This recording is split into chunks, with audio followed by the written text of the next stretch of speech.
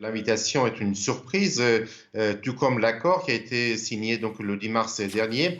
Aujourd'hui même, le ministre iranien des Affaires étrangères a annoncé qu'il allait rencontrer très prochainement son homologue saoudien. Les choses vont très très rapidement entre les deux pays, mais aussi entre l'Iran et les autres alliés de l'Arabie saoudite. Par exemple, les médias iraniens ont annoncé la reprise des relations diplomatiques entre Téhéran et Bahreïn, qui avaient rompu leurs relations il y a 7 ans à la suite de l'attaque contre l'ambassade saoudienne à Téhéran. Le président Assad, par exemple, qui est soutenu par Téhéran, se trouve aux Émirats arabes unis. Donc les choses vont très vite. Et aussi, il y a des déclarations assez surprenantes puisque, par exemple, le ministre saoudien de l'économie a annoncé que l'Arabie saoudite pourrait faire de grands investissements en Iran. Donc, c'est vraiment une page qui est tournée entre les deux puissances régionales, l'Iran chiite et l'Arabie saoudite sunnite. Et quelles conséquences potentielles s'y avochent sur la région, notamment sur la Syrie ou encore le Yémen?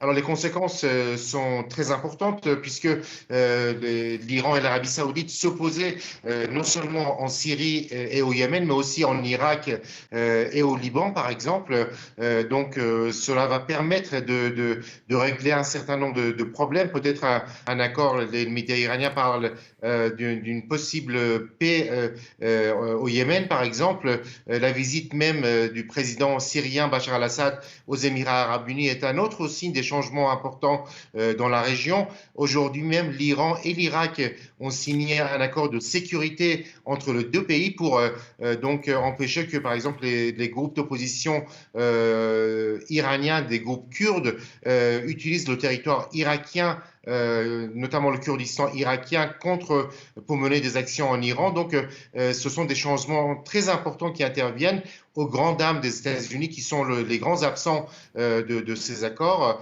et de ces rapprochements, mais aussi d'Israël, qui comptait sur une alliance avec les pays arabes contre l'Iran.